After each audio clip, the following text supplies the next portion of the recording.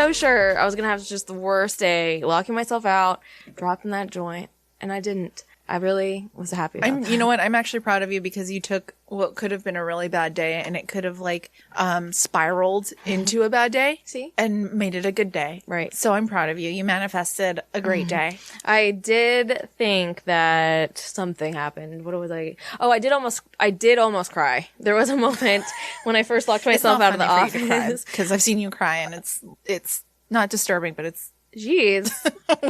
That's the only word you can think. Ugh. It's, what's the word I'm looking for? Oh my God. It's, Never mind. Okay. So yeah. I'm glad you didn't cry though. All right. Hey everybody. You're listening to Creep It Real. And I'm Ashley. And I'm Bianca. There she is. Welcome back. Just so y'all know, the shirts are ordered for all of our patrons. And me. Oh, and of course, you. And me. If you would like to order a shirt, they will be available on our website, which will be creepitrealpod.com, which we will be launching as soon as we get our shirts in stock. And beware, everyone. There's a burning building on the front. It may be demonic, that shirt. Don't be inviting those demons into your life with this shirt. Oh my God. Anyway. Those of you in the know. Those of you in the know. Continue on. We want to thank all of you who have submitted 5-star reviews to our little iTunes situation over on iTunes.com. Thank you. www.itunes.com. And then you search Creep It Real Prod. Then you just give us 5 stars and say, oh my gosh, they're so great. I learned so much. That's what you do. So now, without any further ado, we discuss a topic that I've been dying to do because of the lack of understanding that the general public does have regarding it, and which I think is due to media representation. And the subject is hoodoo. And it may also be because there's a lot of diverse information about it too. There is. There's partly that too. There's diverse information. There's conflicting information. Yes. We just... Well, it's a lot of, it's like you said, it's like saying, let's talk about Christianity. And it's like, what do you mean about that? There's a bajillion different so many mixtures different, exactly. of that. Yeah. So there's Lutheran, there's Baptist, and with hoodoo, voodoo, all of the different, so like I almost just did, oftentimes hoodoo is lumped in together with voodoo or even considered to be voodoo. It's funny that you were doing that right before you were to read about that happening.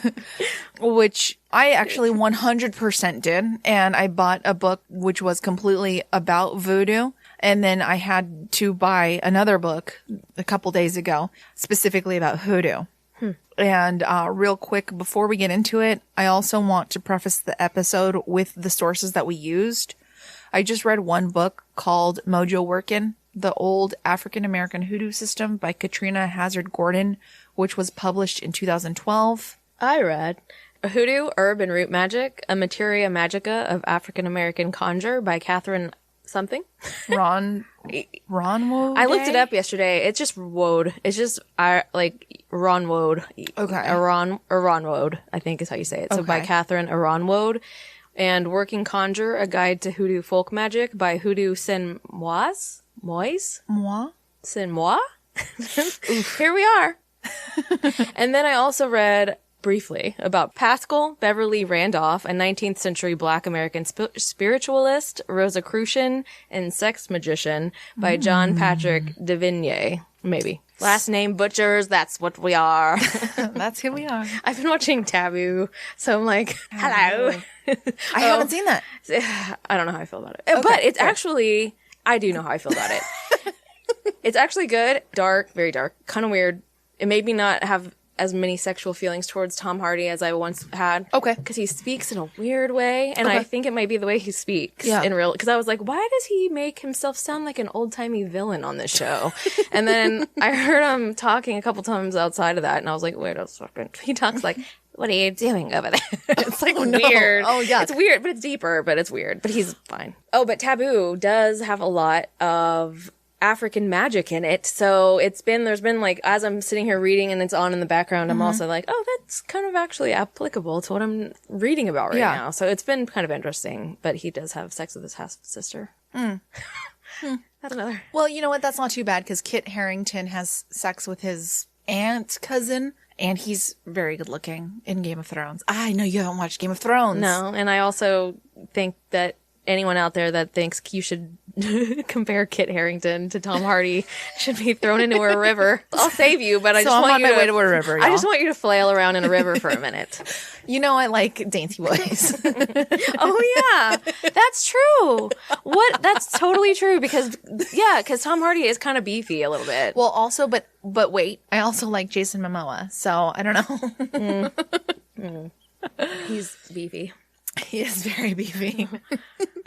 Anyways, so like I mentioned, voodoo and hoodoo are often lumped together, but the main difference between voodoo and hoodoo would be that voodoo is a religion, while hoodoo is not quite considered to be. Voodoo does have its own rituals, leaders, teachers, representatives, and services, and two distinct branches, which is the voodoo of New Orleans and Louisiana, and the voodoo of Haiti. Hoodoo, on the other hand, is not a religion, has no organizational structure, and is practiced by individuals, sometimes called root doctors or root healers, who have claimed to have certain magical powers. And so the reason that they're called root healers and root doctors is because the basis of their practice involves the use of roots in various forms. And for this reason, when someone is jinxing their enemies, they say that they're going to put roots on them. And the term root work has become synonymous with hoodoo in the same way that conjure has. But then again, you read that they are two separate things. So it's kind of, but I mean, we also said about 5 or 6 of our 7 references say root doctors and hoodoo practitioners are the same thing. Yes. So I had also done additional research where somebody had mentioned that root work and hoodoo are two separate entities, where hoodoo came and was an amalgamation of Christianity, which is also the same with voodoo or Catholicism, and root work was specifically African tradition. Okay. So again, we've read 6 different books on this subject, which is why I'm like, okay, you know, if 6 different authors are saying, okay, root work and conjure are synonymous, hoodoo and conjure and hoodoo, root work, then that's probably what we'll go with. That's what we're going to go with. Just to say, there is some differing information out there, but it does seem like the most information gathered is that its roots are in African culture and spirituality, but it kind of drew, as we'll get into, a million different places. And also I think this is where our research differed a little bit, as from my reading, what I gathered was that hoodoo practitioners, they don't believe they have magical powers as much as they have worked through their practice and through putting in the work to establish connections with the spirits, build and evolve those relationships so that the spirits help guide them, in addition to learning and practicing with the roots and with other aspects of ritual, combining it all together to have heightened spiritual awareness and being, and then combining that with the physical world to become this practitioner of hoodoo.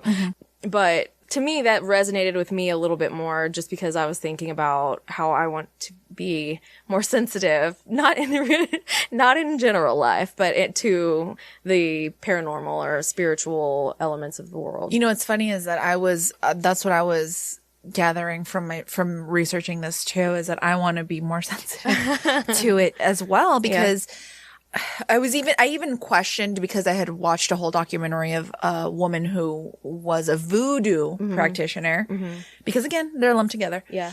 And she's a white woman from the South. And I was even questioning, what is it internally that makes somebody say, you know what, I want to practice this African religion? Oh, was it the lady that wrote one of my books? I don't know. Because this lady, she's like 80 something years old now. But no, she's not that old. She's not that well, old. I was wondering if that documentary was old. Is it new? Okay. It's pretty new. Well, and she's not a voodoo practitioner. She's very like, we'll talk about it later, but she's very like boo to all of that like stuff. But yeah, she was also one of the people was a white lady that practiced with, I guess because she was in, when was her time? If she's like 80 now, then she was, around in like The 40s. the 40s.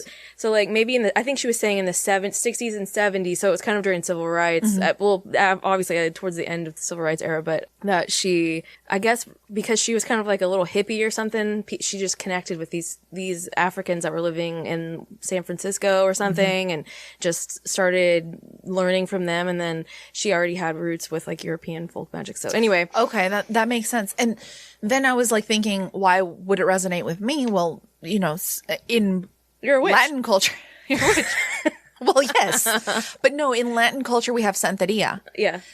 But Santeria comes from African root magic. Yeah. Because so many Africans were Stolen. were stolen and brought Kidnapped. to Latin America as well. Yeah. It's not just a US thing. It's a Canada thing. It's a Latin America thing. It's a South America thing. It's a the Americas Everywhere. thing. Yeah. So anyways, in doing this research, it sounded to me like the difference between voodoo and hoodoo is like the occult left-hand path or chaos magic and the right-hand path, where the left-hand path doesn't really have structure and it's more of a do what you feel works for you.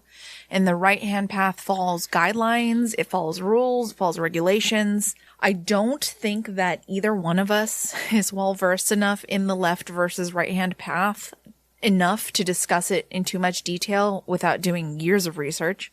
But that's kind of the premise that I gathered between voodoo and hoodoo. I think like in that way, you're right that it doesn't have as much structure and that and whatnot. But it's funny because I also in my research read that Conjure or Hoodoo as well, by the way, I don't think we've said Conjure and Hoodoo are kind of going to be used interchangeably throughout this entire episode because they're the same thing, but that that practitioners most use both left and right hand magic in Conjure because the whole idea about it is that or one of the basic foundations of Hoodoo is that you find and create balance in the world, the spiritual, physical. So like, for example, you give something, you're supposed to take something. It's like, that's just how it is. Oh, we'll get into it. I don't want to go, but so it's interesting, but it doesn't necessarily, but then once I read through that a little bit more, it's like, but you are right in the sense that Hoodoo seem to just kind of be like, let's take this, we'll take this and, use it this way, or maybe we'll just try it this way and see how it goes. Whereas there are a lot of other, like Western occult magic is like, we'll talk about, is very strict and you've got rules. If you don't follow them, bad things happen to you. Whereas with Hoodoo, it's not, I don't feel like it's quite like that. So anyway, It's interesting, but we'll talk about it in a little bit. So voodoo followers believe in an omnipotent supreme creator named Bon Dieu, and his name comes from the French term of bon Dieu, literally meaning good God. Bon Dieu. In the religion itself, Bon Dieu does not directly intercede in the lives of humans, and consequently voodoo priests and priestesses call upon the Loan, who are spirits who work for Bon Dieu. Sounds a lot like Catholicism, who are responsible for various aspects of human life, sounding more like Catholicism. And probably like a million other religions that, that we're not even thinking about. Exactly. And generally, a voodoo service will be conducted in Creole, coming from Haitian and French. Voodoo practitioners practice a form of African folk magic and often call upon Roman Catholic saints or biblical characters such as Moses to aid them in casting their spells. Like we said, Conjure and Hoodoo are terms that have become synonymous with one another and can be used interchangeably. In the realm of magic and spiritual practice, Conjure is used to create change that may not likely occur otherwise. So that's pretty much the basic reason behind it, is that you're working to create change, be it good, be it bad, whatever it is, you're trying to change something with this magic that we're going to get into a little bit more, that it would never have happened otherwise. So that's another thing. I was like, maybe I need to be looking into this a little bit more as well, just because, take charge of your life, everyone. Learn some magic and make things happen.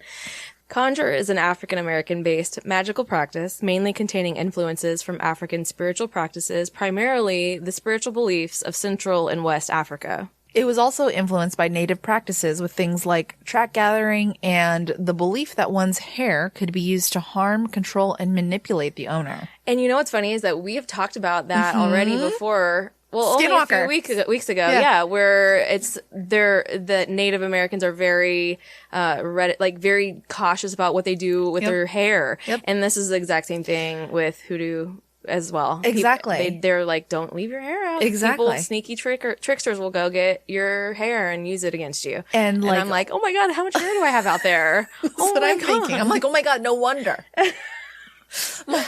I was reading in my book that a lot of the old school African practitioners would literally burn their hair so that nobody could get a hold of it, which, gosh. I listened to a criminal the other day where they were talking about, or maybe it was This Is Love. Either way, they were talking to this bird guy, and he was like, put your hair outside, and birds, it's really great for birds to use for their nests and whatnot, and it does all this stuff. But now I'm like, maybe I shouldn't do anything but burn it.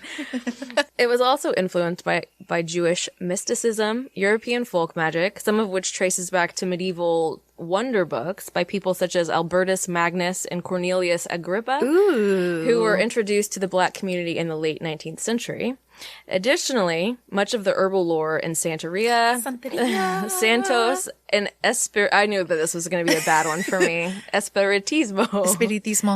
There you go. Traditions of Mexico and Cuba have been incorporated over time as they share foundational African practices and beliefs, just like you had said. I just said that. Hoodoo is unique from other folk magic due to the fact that it incorporates many African beliefs and customs that set it apart. There is the use of, quote, hot plants and insects that sting, the use of mineral salts and metals, the magical power of doorsteps and foot tracks, like you were talking about just a second ago, and the use of stockings and shoes along with the hairs and body fluids to represent a person, the reverence of the dead, and accompanying highly placed significance of graveyard and crossroads in their practice. I like that they aren't afraid of the dead. That part, like, I know, I makes love me that. Happy. I love that because we're so scared. I literally woke up the other day with like an intense fear of dying. I woke up and I was like, I'm gonna die. Oh my God. Just random. I think it was on the 4th. I think it was on the 4th of July. And I was like, my birthday's on the 6th. So I'm like, oh my God, I'm gonna die. I'm 28.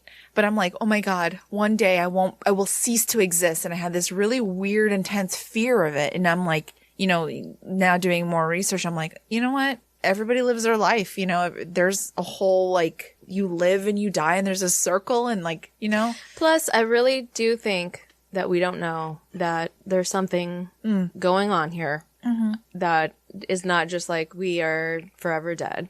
I don't think it's... See, that's the other thing is that I don't necessarily believe that we die and there's nothing.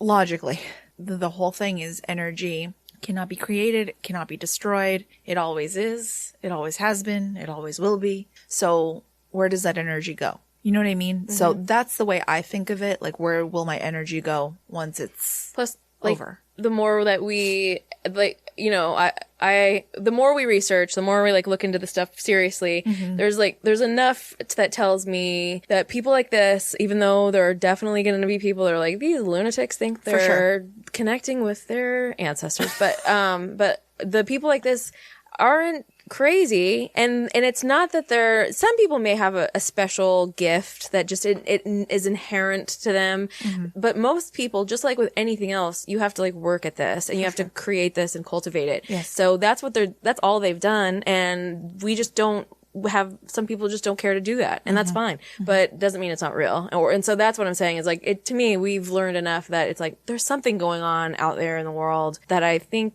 you know, that anyway, that we don't need to be as afraid about dying as we are. Yeah. But that's very easy to say. And it also totally, you know, you still have to go through the process of dying, which isn't going to probably be fun for most of us. And that's what I grew up. That's what I woke up scared about, like the process of it.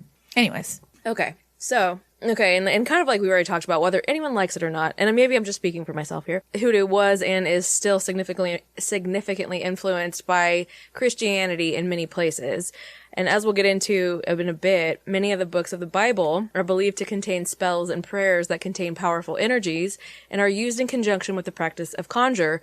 And in that way, I would say, yeah, hell yeah, that's probably why they have it has any power to begin with is because the energy that it was, however it was created. And then the way it's used by so many people in that way, perhaps it does give it power. It's like a tulpa of sorts, you know? So. Yes. Okay. I was watching a documentary about hoodoo and voodoo, in which a woman was using like DJ equipment and she was creating energy just based on the drums of typical ceremonies. And they use a specific metal instrument that I don't know how to explain it, but anyways, she was using this in order to create energy in her own home. And I was thinking to myself, I've never thought about auditory sounds as energy creators.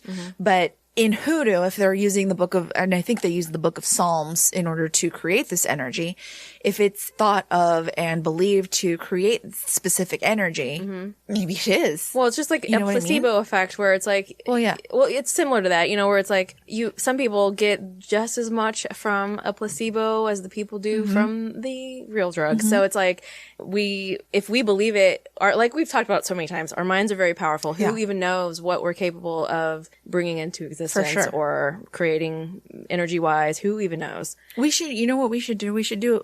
Sorry. I know you keep like doing these hands today. I'm like so pumped today. I don't know what is like really amping me up today, but I feel like you and I should do like a Patreon episode on like manifestation.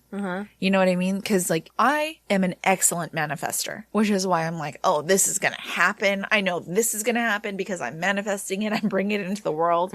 So I think maybe we should do that. Okay. Anyways, moving forward. Hoodoo practitioners are generally Catholics who believe in both saints and African gods. It varies from region to region, even family to family, as most spiritual practices do. It isn't a religion or a spiritual path necessarily, like we've said, but magical and spiritual work that is done to bring about change, as I've already said. I keep saying that, but it bears repeating. That said, it can be worked in conjunction with other regional spiritual practices, as we'll get into later, meaning that you can practice every religion in the world and still practice hoodoo. You don't have to be Catholic. You don't have to, in any way, have any religion, but you could also be a bajillion others.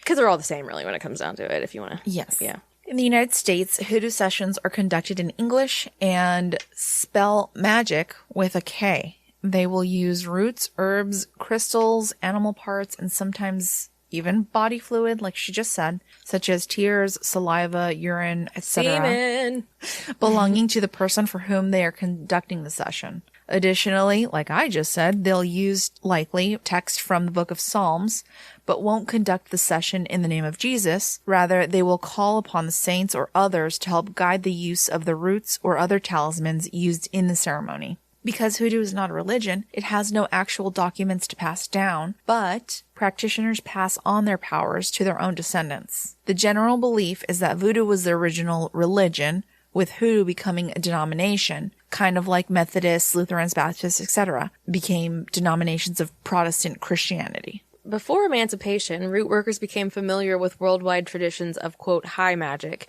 which was a variety of different, very elaborate rituals of magic. The man that I kind of talked about, I mentioned earlier, Paschal Beverly Randolph, who was a black man born free in 1825. He was a novelist, lecturer, and most acclaimed sex magician you've never heard of. His approach of magic combined spiritualism, Rosicrucianism, and Hindu-esque mirror scrying, which is contacting the dead or reading the future through mirrors. And it combined with some good old down-home Southern oddities that he offered for sale through magazine ads, and he was very popular at the time. He was the first person to introduce erotic alchemy to the United States, and sign me up, whatever the fuck that is. I didn't look into it too much. As a spiritualist, he lectured on the abolition of slavery, and after quote-unquote emancipation, he taught freed former captives how to read and write. He trained as a doctor of medicine, and he established an independent publishing company in which he advocated for the use of birth control at a time when it was illegal to even mention it. Not to mention now. Are you kidding me? True. I mean, nothing ever fucking changes. Okay. Randolph described himself as a Rosicrucian. He had worked, quote, largely alone, producing his own synthesis of esoteric teachings. The manner in which Randolph incorporated sex into his occult system was considered uncharacteristically bold for the period in which he lived. Not to mention now. True. Part of his philosophy is that vital fluids, which you can use your imagination to guess what that means, and energy are lost when one masturbates too much. So never mind, don't sign me up for that because we all know. But he believed that in a union between two individuals, the sexual glands secrete a fluid that comes together to form, quote, physical love, and the opposite begets the opposite effect. So you masturbate too much, you're just losing that physical love all over the place. But when you're just, go get a partner and fuck yourself silly, and all you're going to do is just be creating physical love left and right. So Randolph would later in life be found dead in what was originally called a suicide, but years later, a former friend would say that in a fit of rage, a fit of insanity, he shot him in a rage. So that was unfortunate. Oh. Either way, he was a really important figure in the occult and esoteric thought that is largely forgotten in that history and kind of paved the way, I guess, for the hoodoo, more mainstream hoodoo to take place in America. Oh, good. Well, was that towards like the 30s, 40s kind of time frame? Well, no, he was born in 1825. That's right. So this was very much early on. Yes, this was very to think of it in the 1800s, there was first of all, a free black man writing books and teaching people things, knowing how to read and write in America, and then was talking about sex like this and how you should be using it in magic. Ooh. I mean, are you getting excited? He sounds like an OG Aleister Crowley. Except for not Except for a not little wiener. Yeah. I'd love to cover him one day.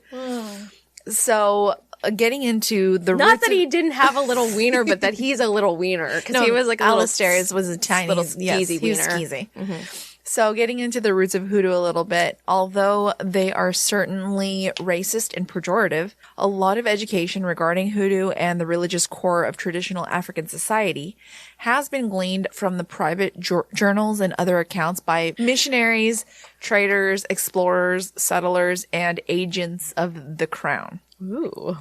Despite the fact that these sources are somewhat the producers as well of the misrepresentation of hoodoo, it is still possible to extract factual information concerning traditional African religious practices that would carry over into the New World. Of all the harmful labels attached to the traditional West African religion, the labels idol worship and superstition and their association with evil or dark forces have, of course, been long-standing. The African slave trade to the New World would not only be an enterprise that extended nearly 4 centuries, but would also deposit large populations of Africans in, like I said, North America, the Caribbean, Mexico, and Central and South America, one of the results being the reestablishment of traditional African religion in the new environments that they were forced into. And of the African ethnic groups transported to the Americas, they all believed in a supreme being. Traditional West and Central West African religion encompassed the totality of African existence. It was the medium through which explanation for all events was sought and given, and it was the ultimate governing principle. Whenever illness plagued an individual or misfortune overwhelmed a community, an explanation and a solution were sought in sacred ritual, which restored both the sacred and secular planes as we find in contemporary European and American society, which would remain the same for the early practitioners of hoodoo. Like we see in Western societies, traditional life in West Africa was also ordered around a rigid status hierarchy based on things like age, seniority, personal accomplishments, and the possession of needed skills. While many African societies knew the importance of organization and development, religious and ancestral tradition held the same importance. Significant numbers of traditional West African religions contain their own divination system or system of direct communication between humans and spiritual forces, such as deity and ancestral spirits. Recognized as the only vehicle through which one could obtain information about one's destiny, divination governed all important decisions. For example, the Yoruba of Nigeria practiced Ifa, With this system, the diviner used ikin nuts, kola nuts, or cowrie shells, and no serious decisions, like marriage or major financial dealings, were undertaken without first consulting a diviner to read the oracle. The traditional African religious world is populated by a variety of manipulable spiritual forces and spiritual beings capable of beneficial as well as malevolent actions that can be directed at any earthly entity, including plants, minerals, animals, or humans. Within the realm of spirits, there are different categories of supernatural existence. And known by different appellations, these divinities are regarded as vehicles for or manifestations of God itself. So about 388,000 African people from various ethnic groups were shipped to North America, including Canada, between the 17th and 19th centuries in this slave kidnapping. Mm-hmm. And hoodoo began not long after Indigenous Americans, enslaved Africans, and Europeans came into daily contact with one another during the colonial era. Christianity was forced on the enslaved people, just like Native Americans, in order to increase the small-dicked slave masters' control on them, or, kidnappers, whatever you want to call them.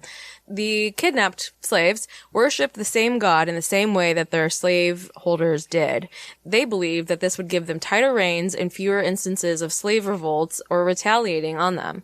And it was with the threat of these awful punishments that kept slaves from full-on rebelling against these assholes in the first place.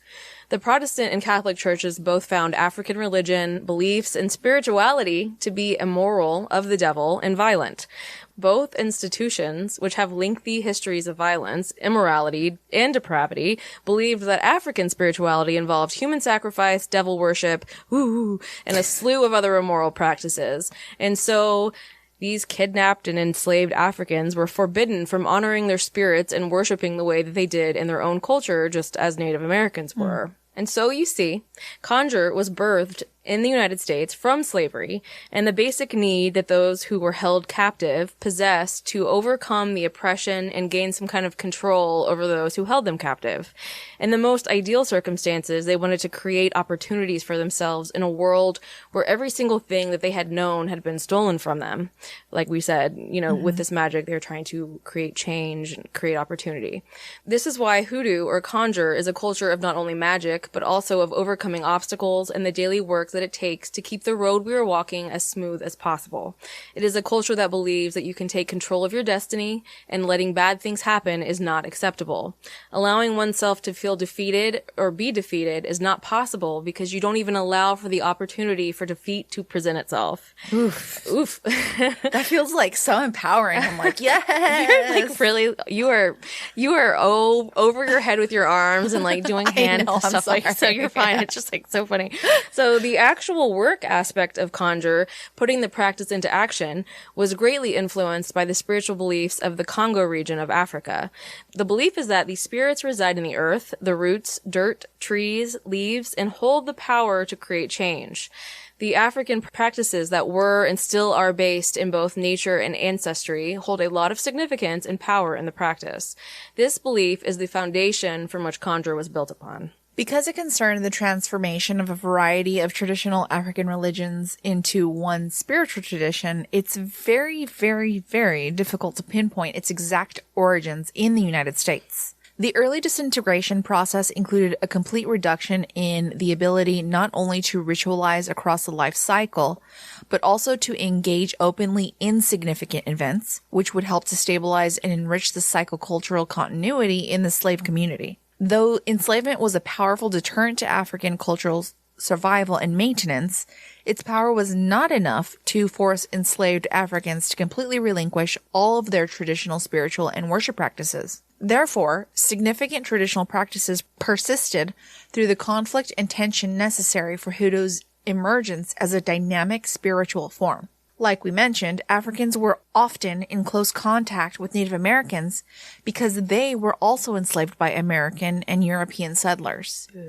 They also remained in close contact later when natives themselves held African slaves and when they actually hid runaway slaves from patrollers. Because of this, there excised certain cultural affinities between Africans and Native Americans in their reverence for nature, the wind, the moon, the rivers, the ocean, forests, and living creatures, and would ease the use of substitution and facilitate any possible exchange between Native American and African spiritual beliefs. So the captive Africans were forced to worship in private, practice in secret, because the consequences were dire if they were caught. They would be beaten, whipped, raped, murdered, and food taken away altogether, along with their family members, if they were caught taking part in any of their culture prior to being kidnapped and forced into slavery. But many slaves were innovative and only pretended to go along with their dim-witted slaveholders' attempts at forced religion, when they actually were just using it as a veil of sorts to cover up the spiritual practices of their own people. It is in this way that Conjure incorporated elements of Christianity and Catholicism, because it probably initially started off as like, let's pretend like we're doing this and we'll be doing this other thing, and then eventually it's like, well, this is actually could be good too. And we can bring this in, and we can bring this in too. I said it like 6 times already. Well, in that documentary that I was watching, a lot of Black people now actually try to go against, or not go against, but they try to, I don't know, leave behind the old Hoodoo roots because of what society has indoctrinated them into believing, and what is societally acceptable, which sucks. Yeah. Because there are people of African descent that still want to practice what their ancestors practiced and believe, and you should totally be able to. 100%, exactly. And it's actually probably a lot more fulfilling too, you know? The extent to which Hoodoo could be practiced varied by region and, of course, the temperament of the slave owners. Root work in the Mississippi Delta, where the concentration of enslaved African Americans was dense, was practiced under a large cover of secrecy. Hoodoo spread throughout the United States as Black people left the Delta during the Great Migration. Enslaved Africans of the Southeast, known as the Gullah, experienced an isolation and relative freedom that allowed for retention of the practices of their West African ancestors. Zora Neale Hurston, a cultural anthropologist and Hoodoo initiate, reports in her essay, Hoodoo in America, that Hoodoo or Conjure had its highest development along the Gulf Coast, particularly in the city of New Orleans and in the surrounding country. It was those regions that were settled by Haitian immigrants at the time of the overthrow of the French rule in Haiti by Toussaint Louverture. Thousands of mulattoes and Haitians of African descent, along with their white ex-masters, were driven out, and the nearest French refuge was the province of Louisiana. That they brought with them their conjure rituals, modified by contact with white civilization and the Catholic Church. Unlike the North American slaves, who were traded like livestock or any other commodity with no thought given to family ties, island slaves were encouraged to make themselves as much at home as possible in their bondage. Therefore, the island slaves retained much of their West African background, customs, and language than the continental slaves. In order for African religious traditions to contest or be combined with Christianity, they had to remain alive and viable on their own outside of the supports of Christian practice, and they did. Further supporting that process were the numerous aspects of Christianity that resonated with certain African cultural traditions. The cross resonated with African notions of the crossroads as a supernatural site, and with the cross of the Congo, Yawa cosmogram, a sign of cosmos and continuity of human life. The crossroads are a place of power in Conjure where the physical and the spiritual realms meet. It is where our path is laid out before us and can most definitely be blocked. This would happen in situations where it feels like every opportunity, endeavor, relationship just feels like it's blocked or stunted. And in this situation with Conjure, you would need to take offerings to the crossroads and work a ritual to ask the spirits to open it up for you. Also, the Old Testament reference to animal sacrifice and the use of ritual water immersion, also known as baptism, would certainly have been familiar to many traditional Africans, including those enslaved in North America. So, and that is really just probably glancing the surface of the different spiritual traditions that have been drawn from other cultures, because there's probably a bajillion of them, honestly, we could talk about for another hours. So Hoodoo's first phase of development occurred under enslavement and ended with the period surrounding emancipation. The second developmental stage began after Reconstruction and continued until after World War II. It was during this time that the birth and development of marketeered hoodoo began. Back in the 1930s, when many black Southerners moved north, root workers no longer had access to wild and homegrown Southern roots. Because of this, they began to find mail-order herb suppliers and began incorporating more green herbs as is traditional with European magical specialty. At the time, their book knowledge and European magical tradition was growing, and for quite some time there were two variations of hoodoo, the African old country style and a new Europeanized version of hoodoo.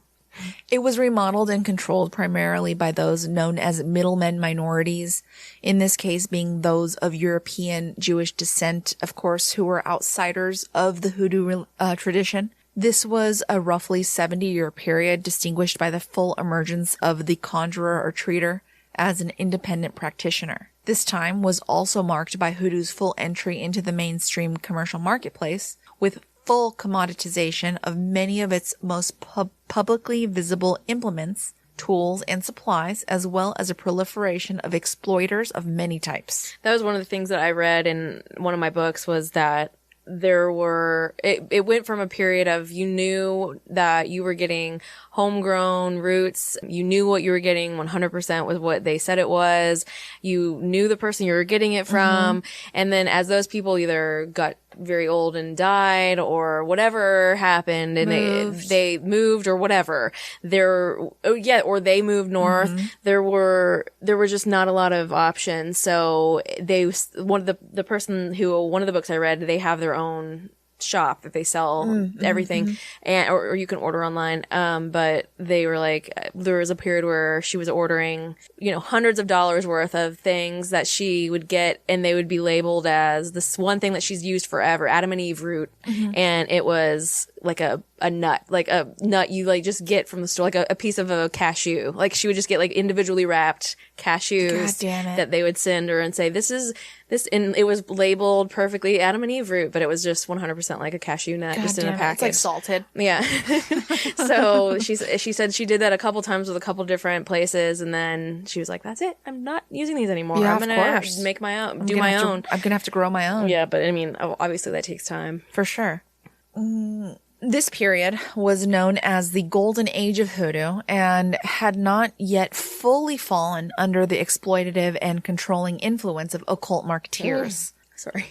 It was a largely black-dominated and controlled institution. Up until that point that I just busted in on. It's fine. It's okay. we're about to talk about it anyways. Additionally, this was the time marked by role diversification, specialization, and increasing Christianization. Womp womp. While the true keepers and practitioners of Hoodoo's old tradition fought for its survival, they were overwhelmed in the deluge of oppositional forces undermining their practice. This included, of course, certain Christian fronts, the bastardization of practices, and an association with trickery and con artistry. Why do these scum suckers have to just creep their creepy little hands into every single thing that there is in life? Because if they don't have their hands in it, it's not worth it. Oh, yeah. Okay. Prior to the appropriation of traditional hoodoo charms by the con industry in the latter half of the 1800s, hoodoo had little, if any, self-identification with con artistry. Superstition, for sure, but definitely not outright deception and financial trickery. It was also during this time that the Great Migration had intensified. Urbanization and movement north would displace some migrants from their traditional web of tried and trusted old tradition hoodoo contacts, leaving them vulnerable to con artists and market forces, like Ashley had just mentioned. With the temporary loss of network, migrating black people had to reconstruct new contacts in their new environment, which of course proved to be difficult. Hoodoo believers and practitioners had no formal advocates, no formal institutional structures, and no nationally organized hierarchy or regulatory body. In the North, the problem of locating a root worker was partially solved by word-of-mouth reputation. But this, of course, offered exploiters, imitators, and con artists a door into the black community through magazines and newspapers. The snake oil hoodoo industry was the first to use commercial supply houses. They appealed primarily to illiterate and semi-literate clientele, and the con artists would benefit from the push towards increasing literacy that had occurred in the Black community during this time by advertising in Black newspapers. According to Catherine Ironwood, someone, please don't yell at me about this. In recent decades, the African style of hoodoo has become diluted with ever-increasing European influences that has somewhat steered away from its African roots. Many Wiccan, New Age, and neo-pagan herb magic books often neglect many aspects of hoodoo that come from the African tradition, and what they do incorporate is typically misidentified as voodoo, like Bianca has said. She says that these other practices are more rigid in their practice, with many prohibitions and bad signs surrounding the practice of magic and culturally distinct rules of restriction, as well as eliminating key elements of magic for the sake of, quote, karma, which seems to really miss the ultra-important aspect of balance in the practice of conjure, where magic of both positive and negative intent is necessary in order for the balance of the spiritual world and the physical world to meet and be balanced. But also, I keep wanting to say, it does kind of seem like those magics are a little whitewashed. For sure. That's like, to put it mildly, probably. I think that's kind of the basic idea she was trying to get behind was it's restrictive based off of certain elements that they may not be able to have any control over. Right. So... yeah, so that whole like balance thing, I've noticed that a lot, like with like the left and right hand path. It's more that's what I've noticed more is that it is about balance. It's not about good versus evil, but that everything has to maintain order and balance. You can't have one without the other. What is it? Like with Star Wars, like. You have the Jedi path and the Sith path, which, one is evil and one is negative. Don't shake your head at me. I'm shaking my head at you. I'm shaking my head at you. So many believe that the practice of magic and spiritual work are one constant. It cannot be accurately described as any specific intent behind that. It is instead a force that creates change, period. It is important to remember again that balance here is key, not the perceived good or evil. Right. It's all about balance. You can't worry about the good or the evil part of it, but it seems like that's the problem that happened with, white Americans in general about this specific style of magic is that they were like, ooh, it's black and it's of the devil, because they were already saying everything that came from African culture was evil, was demonic, was all this stuff. So there was just this heavy influence of this is bad. And that's just not what hoodoo is about. No. In the more Anglo-influenced herb magical practices, there are warnings of, quote, very dangerous spells that will backfire, like we just said, white versus black magic, high versus low magic, and the introduction of new styles such as pagan voodoo. And the author Catherine Ironwood, whatever it is, takes umbrage with the association of hoodoo with magic with a K, even though we just earlier talked about it being with a K in America, saying that all of this has really diluted the African tradition that has always formed the foundation of the hoodoo practice. And I'm sure that's true. I guess there's a difference in her eyes between incorporating many other spiritual beliefs and fully abandoning the foundation, which makes sense. There are many staple ingredients in conjure practice, but some of the very basics are a candle. A candle is always present in conjure practice for what may be obvious, to light the path for what is going to take place. Just like a lighthouse guides a ship to the shore, the candle guides the spirit to you and your practice, while also acting as an offering. Okay. And that's also important, is the offering. And even if your offering is a prayer or lifting up the spirit or your ancestor. And that's something else, like I'll kind of talk about in a minute, I think, maybe not, that I've kind of, in reading about this, I've been like, well, thinking about how to translate this into my own trying to communicate with the spirits, and how, there are certain things that I think might lead to more successful endeavors in that way. So it's funny that you say that, because as I'm watching and reading about this, like as I'm watching documentaries about this and reading about it, I was watching the same documentary. It's called The United States of Hoodoo, which actually follows more of the voodoo practices, because as I was watching, I was like, this feels a lot like voodoo, and it really was more. The practices regarding speaking with your ancestors or being in communication with your ancestors, I was like, gosh, I really kind of want to do that and, make offerings and kind of incorporate that into my daily life. And It's just funny that you said that you want to do that with candles specifically, or just many with different your things. spirituality and communicating with spirits, because I wanted to do that with like water, because water is a super important aspect of hoodoo as well. You mean my next point, water? Well, I guess so. I guess it is. It's a conduit or means of travel for the spirits. It opens the proverbial door for spirits to come through, and it is important to have in ritual practice for that reason.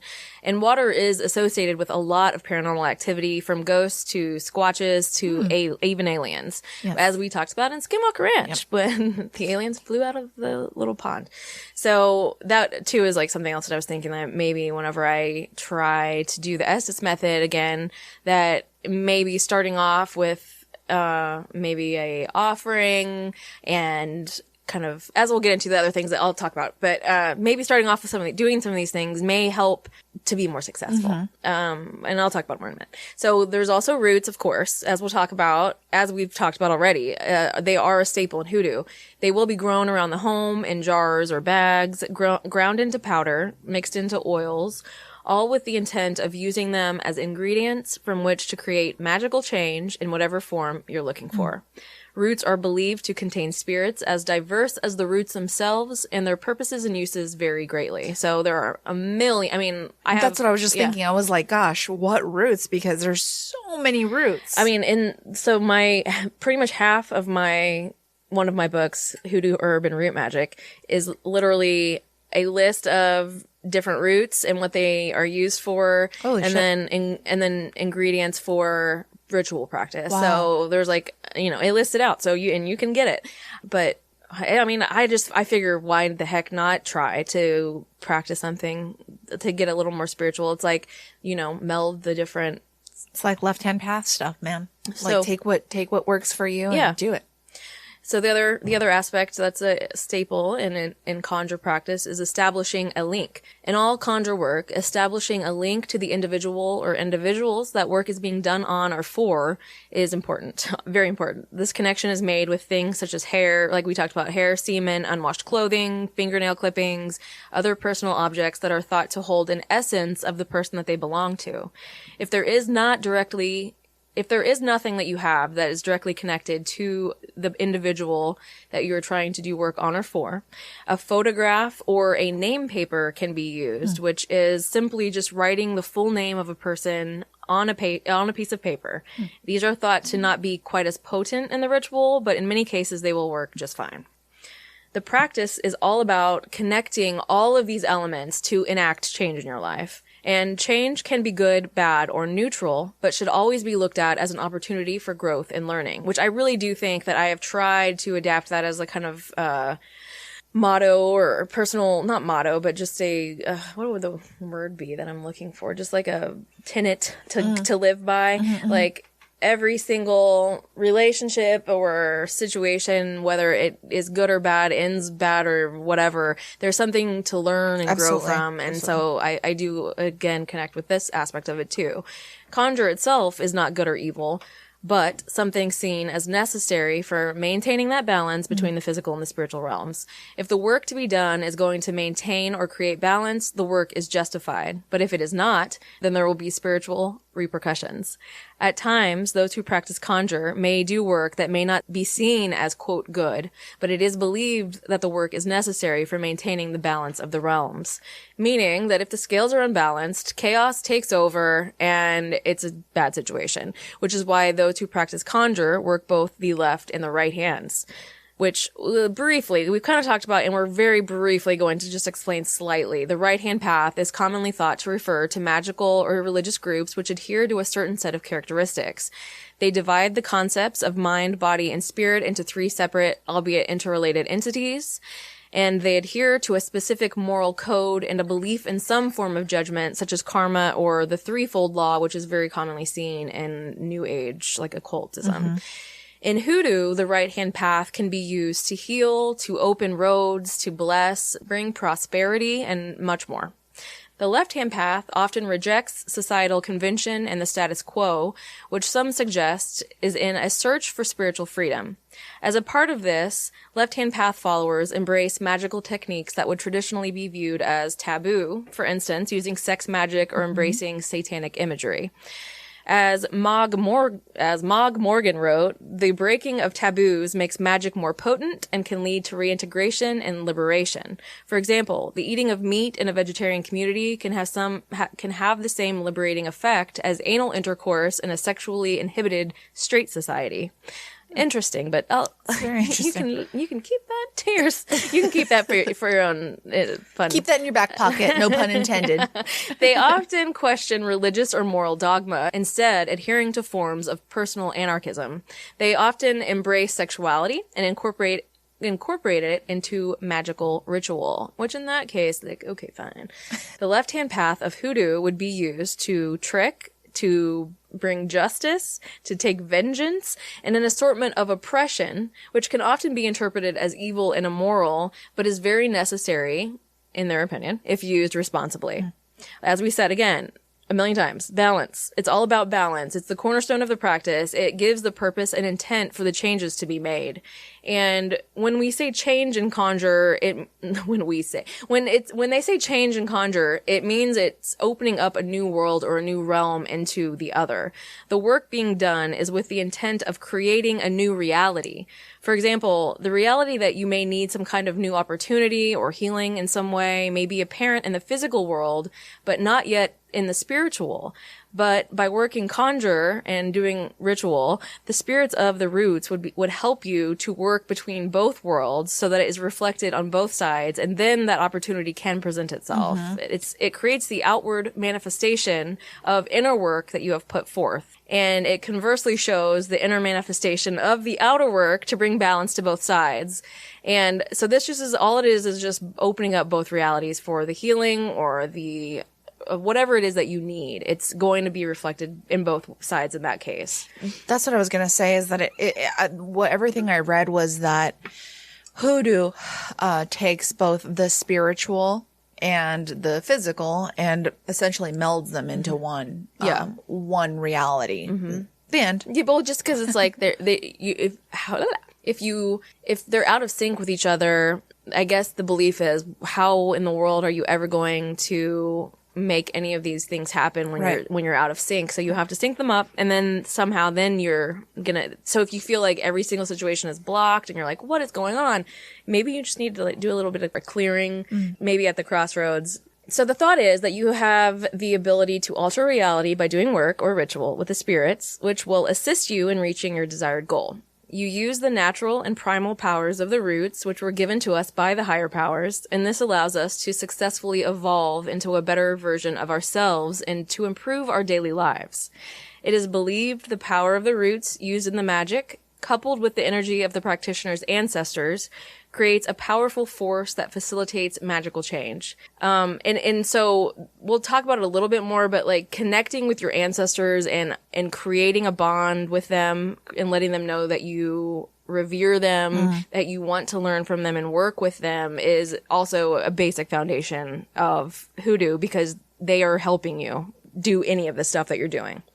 So every root has a specific spirit that holds a certain connection with the earth and allows for specific work to be done. In Conjure, during ritual, every bit of the plant, flowers, stem, root, leaf, and seeds are used and are referred to as roots. So it's not just actual roots, it's the whole plant itself. The roots are a cornerstone of Conjure, and there are various types to use depending on the intention of the work to be done. Some can be used in ritual for prosperity, others for cleansing, protection, or to cross someone up for bad luck and other negative aspects. Conjure is establishing a relationship with the roots through which work... Did I already say that? I think I did.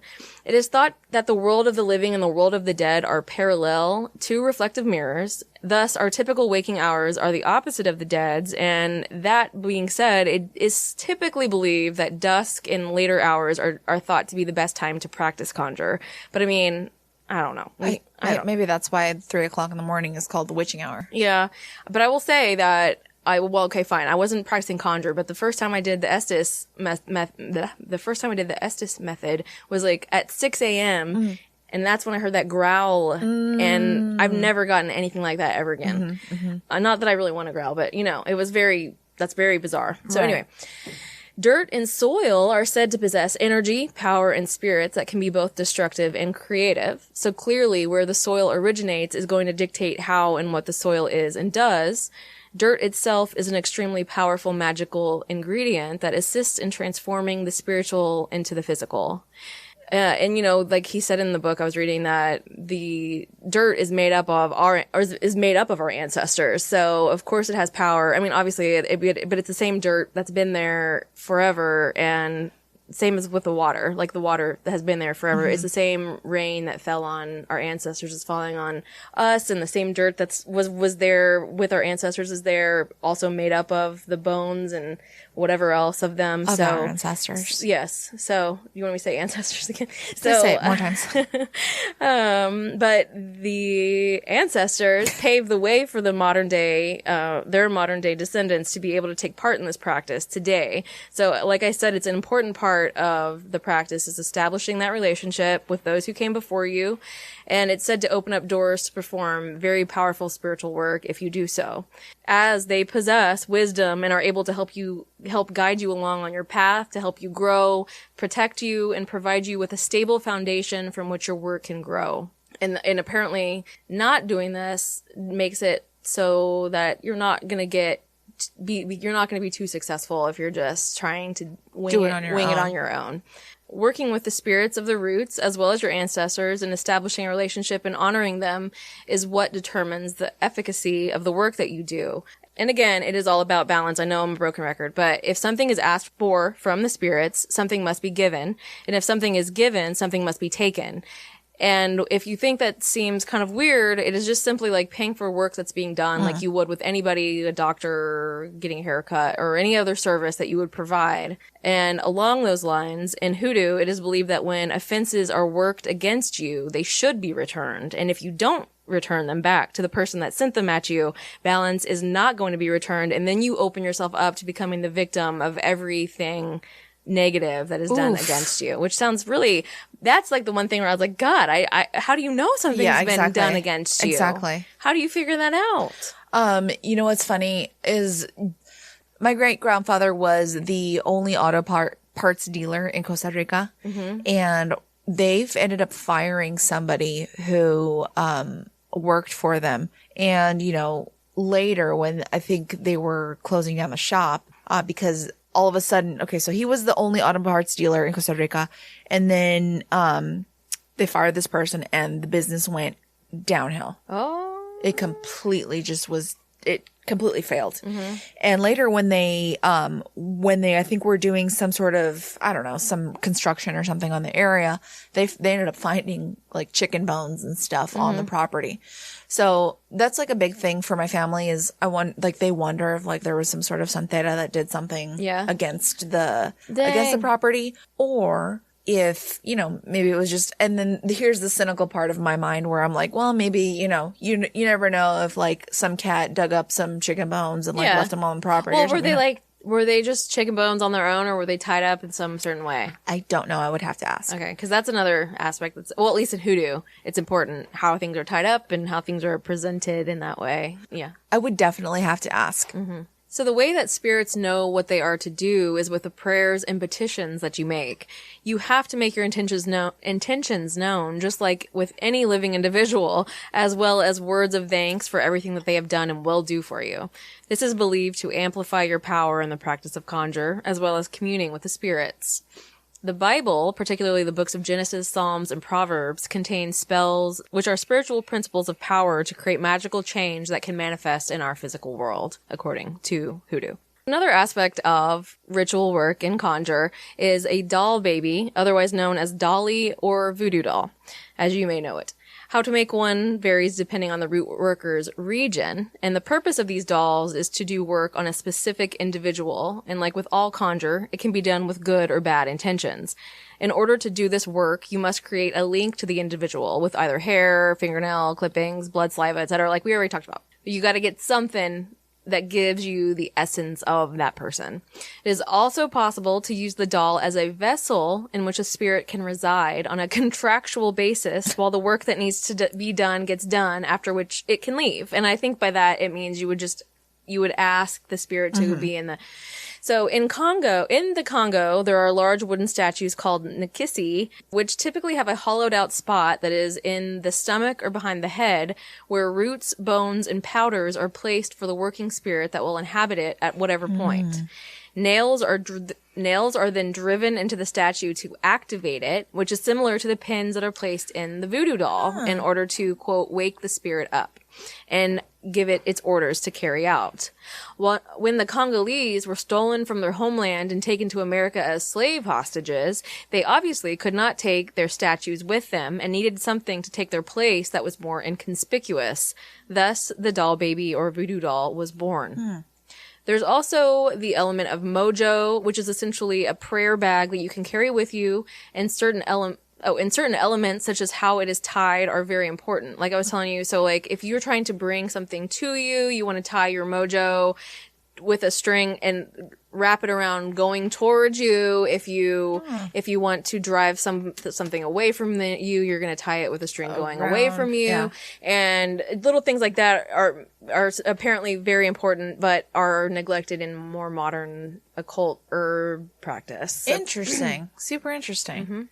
So there are additionally several forms of divination traditionally used in hoodoo. The first is clarimancy, which involves the casting of small objects, such as shells, bones, stalks, cons, nuts, stones, dice, sticks. The list goes on and on. Pieces of poop? No? Okay. I don't think so. The second is cartomancy, which is divination by means of interpreting cards, probably something like tarot.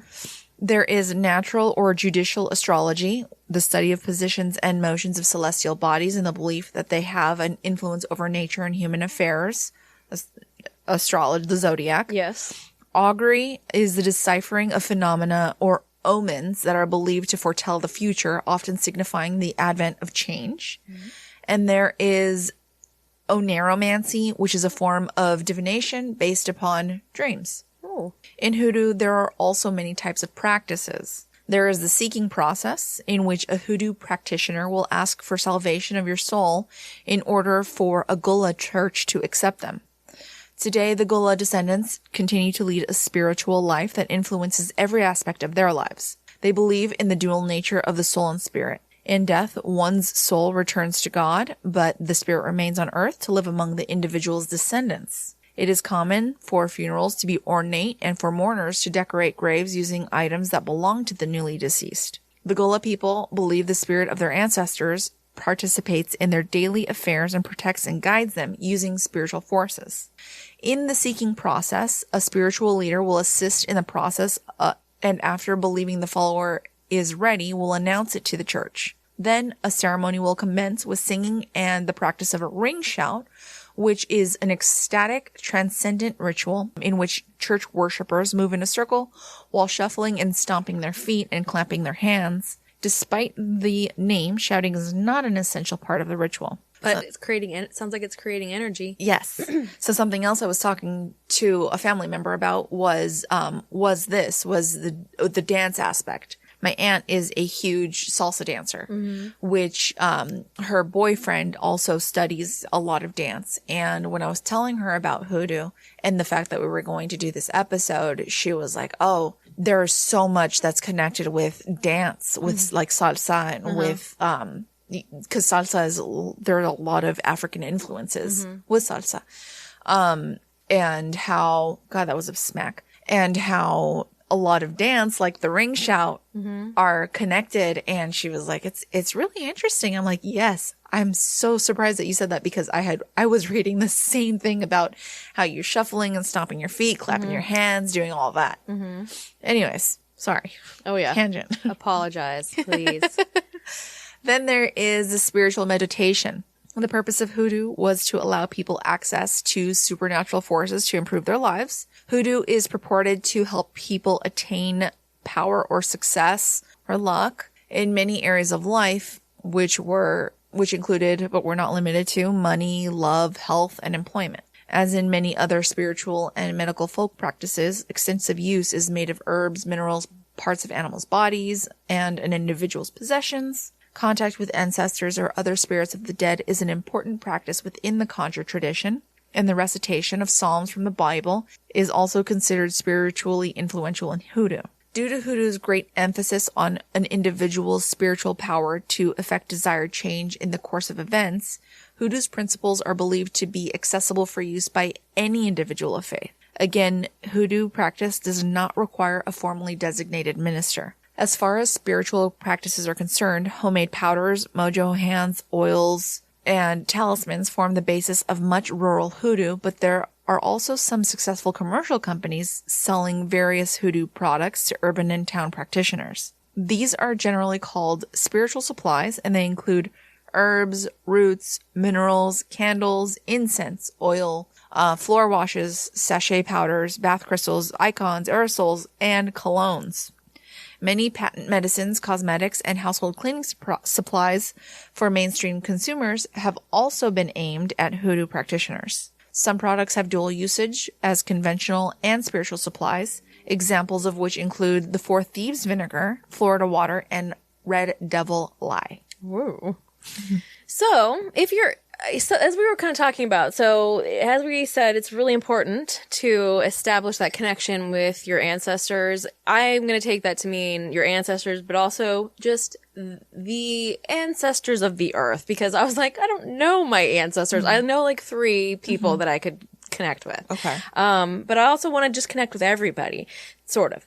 So what does that mean exactly? But so I want to figure out the best way to go about becoming more sensitive to these things. And I want to establish a relationship with my ancestors that I do know of, at least so that I can say, I want to connect with you, but also please stay out of the room when I'm masturbating and whatnot. You know, like that's the one thing that worries me about this whole situation. I don't want my ancestors to be around in those situations, you know. It worries me, but I hope that we can come to an agreement. So anyway, if you're interested in performing a spiritual ritual for honoring your ancestors, establishing and maintaining a relationship with them, I'm going to run down the basics of one right now. I thought it might be interesting. You can listen and see what you could do.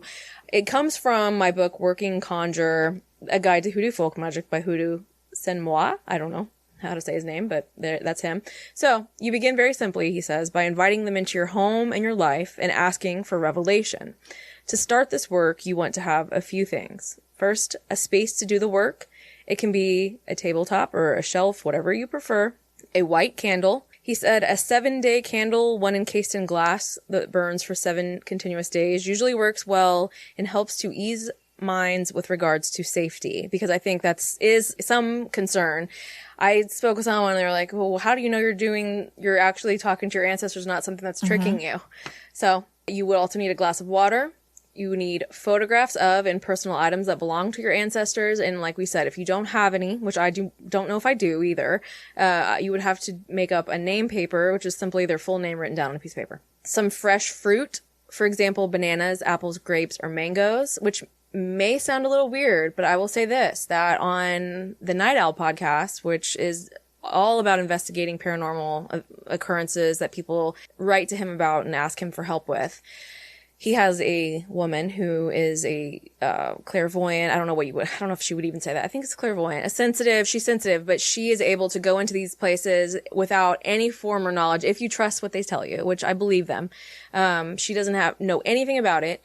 She is able to go into these situations and she talks very clearly to spirits that are there and sees things. And I mean, the number of things that have been revealed or confirmed when she is supposed to be coming into this completely blank slate made me believe 100%. And it made me go, oh my God, I think like this could be something that you could do yourself. You just need to practice. And so part of that, so it was that many times, like at least 3 times I've heard in 20 episodes or whatever, that she's speaking to like a spirit in some place and they're asking her to tell whoever that works at that place or whoever's there on a daily basis or a regular basis, can you please leave me candy? Could you please leave me something? Or like, please just leave me some candies or whatever, food, whatever. Cause I was like, why would ghost spirits need any of this stuff? Exactly. But I guess the essence of that thing, they get energy from that. He claims that like say you have, because apparently black coffee is a big offering for spirits. Oh, wow. And he said he swears that if you leave an offering, a food offering, and you say, please partake in this, enjoy it, yada yada, if he comes back later, like the coffee will have turned like a lighter color, that the food, whatever it is, the offering looks like it has been changed in some way. Oh my And God. not just by oxidation from sitting on there. Right. So I thought that was very interesting. And then so considering that now this woman who supposedly, or I believe 100% speaks to spirits when they go to these different locations, and so many of them have asked the people, please leave me some food, which I thought was really weird, but apparently this is like very common. I'm just interesting. I'm new to all of this. Okay, a chair for you to sit in is the last thing you need. So he says the best time to begin this is right at dusk, when the transition of day to night is beginning and the door opens to more successful work. Once you have made space for them, begin by lighting the candle, and the candle serves to light the way. It's also an offering of elevation to your ancestors. Once the candle is lit, present it to the 4 directions: east, west, north, and south, because this also symbolically represents the crossroads. So, because I was like, well, where they were like, take it to the crossroads, and I was like, where's the crossroad? I have a crossroad right here. No, but it could be many different things. Yeah, exactly. It could be the entrance of a graveyard. It could be you make the crossroads by presenting this candle. Actually, we'll see, you present everything to the 4 directions. Okay. So, and he believes that east, west, north, and south are the order in which you should present these things. Okay. So, east, west, north, south. Why the crossroads, he says. The crossroads is the meeting place of the physical and the spiritual world. It's where both worlds come together and intersect. They don't only meet there, but they also commune with one another there. So it is one of the most powerful places in the world, and should be honored and utilized by the spiritual person. So I never even in my life have thought about the crossroads, but if I'm trying to heighten my spiritual powers or spiritual abilities, I guess, then I need to start thinking about those crossroads. To present the candle the 4 directions, you simply so then you need to present the candle. Did I say that? Oh, so you just simply hold it up to each direction. Okay. Like I said, begin in the east, turn to the west, then to the north, and finally the south. The reason for this is the sun in the east. The sun rises in the east and represents newness, beginnings, and the like. And for this reason, that's why we start there. When you finish presenting to the 4 directions, put the candle down in the space you prepared for your ancestors and go get the glass of water. Like we said, it's a conduit and a way of opening a door so that the spirits can come through. So again, you're going to present this glass of water to the 4 directions, east, west, north, and south, and place it down on your table with your candle. So he says there was a very good friend of his who is another conjurer man, Candelo Kimbisa, and he talked about water and how it relates to our ancestors, saying, always look for your ancestors in the water. The rain that falls now, so I said that already. The rain that falls now is the same rain that fell on our ancestors. It is the link to them and the link that opens up the door to their spirits. Whether it is by the river, in a rainstorm, or by the ocean, if you look for them, you will find them there. So the important thing here is having something that establishes a link to your ancestor, and this is what facilitates communication, communion, and opening yourself up to be able to receive the messages from the spirits. So take the personal link that you have, be it an item of clothing or the name card, whatever you have, and place it in the space that you have set before you, giving thanks to them by name as you set the items down. So then you offer them the food, and he believes that it is actually very important.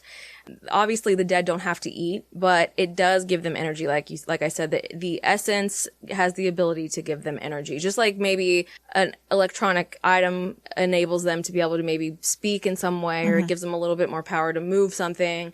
The meal that is served to them is a tool that opens up communication, establishes bonds, and fosters relationships, just kind of like breaking bread at a table, having dinner with friends, having wine with friends.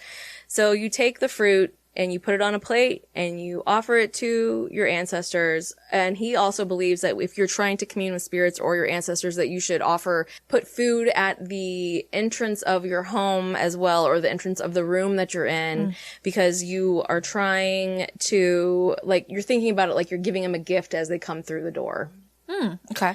So once you do that, everything should be in place, and you can begin your process of calling out to your people, giving them thanks for who they are, for what they have done for you, and for the sacrifices that they have made. He says these are not just words, but they also serve to open the door of your heart to those who came before you, and to invite those hearing the call to make themselves known in a real way as an active part of your life. So, I mean, I feel like this is serious. So, okay. I'm going to read a little bit of what he says, an example of what you could say to them. I call out to you, ancestors, with words of thanksgiving, honor, and respect. I thank you for everything you have done for me, for every sacrifice you have made, and for blazing the trail that I now stand on. I honor you for who you are and for what you do. Thank you for everything you have done for me and for everything you will do. I ask that you come into this place, fill this place with your presence and wisdom and love. And then you can say their name. I ask that you make me sensitive to your presence. I ask that you reveal yourselves to me, that I might know you, that I might know how you walked, that I might know the power of your work. I ask you to open my ears to you, open my heart to you, open my eyes to you, open my hands to work with you, and open my feet to walk with you. It is by your work and sacrifice that I am able to stand here now, and I thank you for it. Thank you for all you have given me and all you have done for me. All I am and all I have come from you. I give you honor, thanksgiving, and blessing.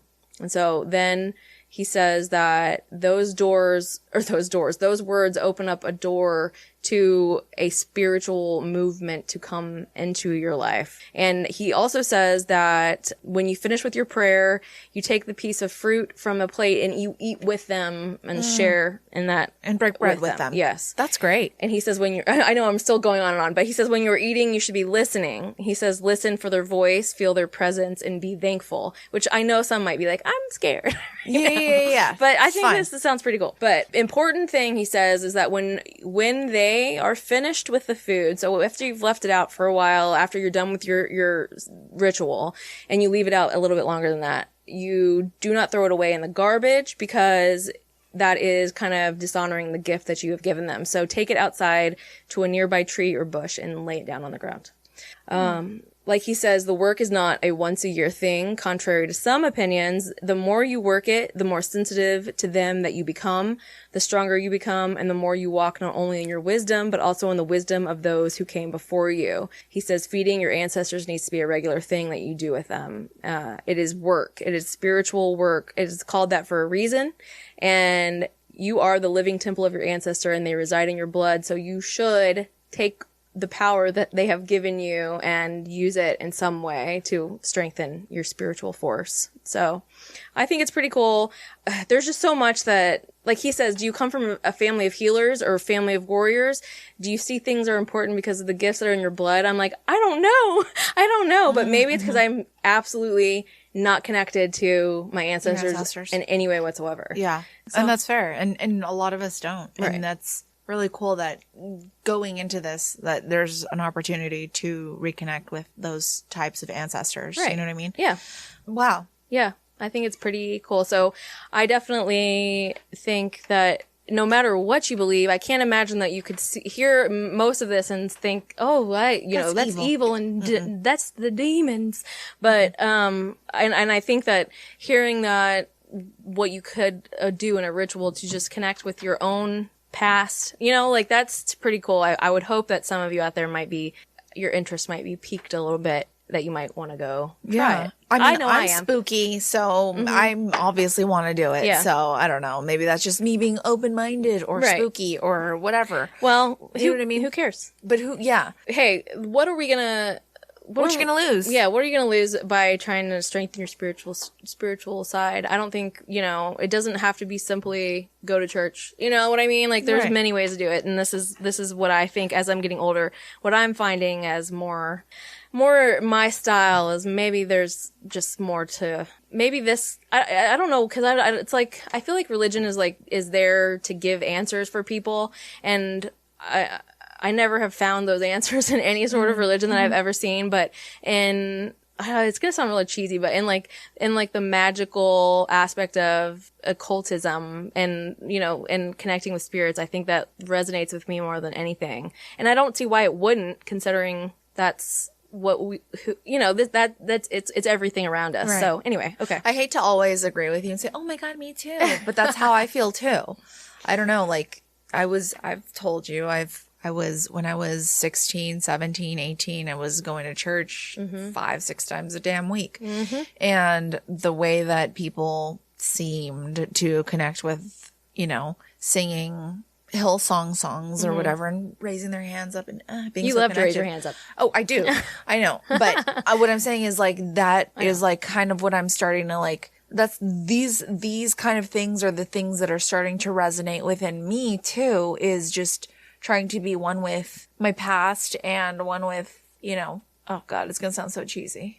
Nature. Well, no, and just, but energy. The energy of the world is something that has always resonated with me because, and I said it earlier, I'm great at manifesting things. Anything that I ever want, I'm like, oh, this is going to happen. And it does. Yeah. And it's weird and I get made fun of and, I get called a witch for it, but I do it all the fucking time. And there's got to be a reason why I'm so good at manifesting shit. I mean, I might say I am too, and I didn't even really think about it, but I think I've always just thought, well, I just make it happen then. But, but it's the same thing. But also, it's like, religion is, like I say it all the time, but it's all the same, really, when it comes down to it. It's all about connecting with something on a different level that brings you a heightened sense of awareness about certain things. And I don't know. I mean, everybody's got their own, everybody says of it, everybody's got their own spirituality, but it's funny because you say that and I'm thinking I've always felt whenever probably the most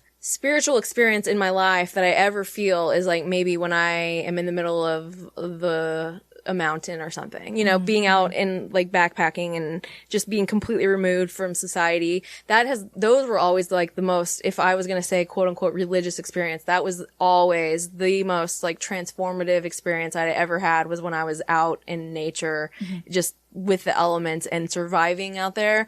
And so I never really when people would be like, what's your religion? I would just say nature. So I know. You're so different. I know. But I mean, it's true.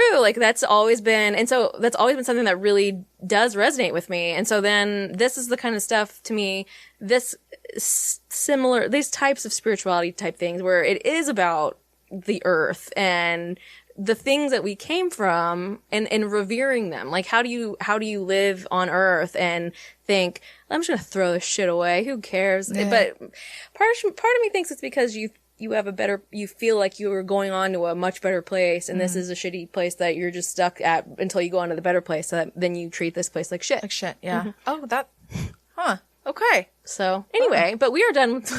Yeah, that was a lot. Done talking about Hoodoo today. I mean, I was thinking, oh man, I could go on and on. We could talk about all sorts of things. I could do a whole episode on that fella that we were talking about, who was the most famous sex magician in the world that you've never heard of. But there's just so many things to talk about. But anyway, we thought this was a pretty cool topic that we were obviously we have taken much away from it. We are both let's go do some stuff. And I was already wanting to practice occult stuff before. Mm-hmm. But, I'm sure reinvigorated. Reinvigorated. You know what I meant. But we're just going to do a bunch of stuff, a bunch of magics. But anyway, okay, so, we wanted to give a little shout out to a good pal of ours. I mean, I say that and I'm not really, he's probably not a good pal of ours, but an artist who I have been buying, everything from. I'm really ordering prints once a week. We are all corrupted on Instagram. That's the handle. I tag him about every couple days, but he has the coolest, creepiest artwork, and I've gotten some, he's done a series of limited edition prints that are so rad, and I've gotten 3 of them now. I'm pretty psyched about it. Yeah, his stuff is really cool. The reason that I started following him was because I recently watched Spirited Away. Mm-hmm. Oh yeah. And he's got a No Face print, which if you know Spirited Away, there's a creature called No Face. And the No Face is dropping down little nuggets of gold, which is very prevalent in the movie. He gives everybody gold, and it's kind of to talk about capitalism and how it's corrupt and how it corrupts people. Anyways, That's the reason that I started following him, because I like loved that. And then I started looking at more of his art and I was like, oh, this is kind of fucking badass. Yeah. Like he has a Hereditary print. Yes. He has a Midsummer print. Midsummer. I bought a Ritual print, like a little cult print. And then I just bought a Abduction where there's a UFO abducting a cow. Yeah. Oh my God, I love it. It's just sort of straight up my alley. He does like cartoons, like he's got Invader Zim stuff. Yeah, he's got like tons of different Adventure stuff. Time stuff. Tons. Really cool stuff. He is at We Are All Corrupted on Instagram. So like Check him out. check him out. As we know, times are tough for everybody, and especially for independent artists and the like. That's it. Rate and review us on iTunes. We love you. Have a great life. Have a great everything. Creep it real.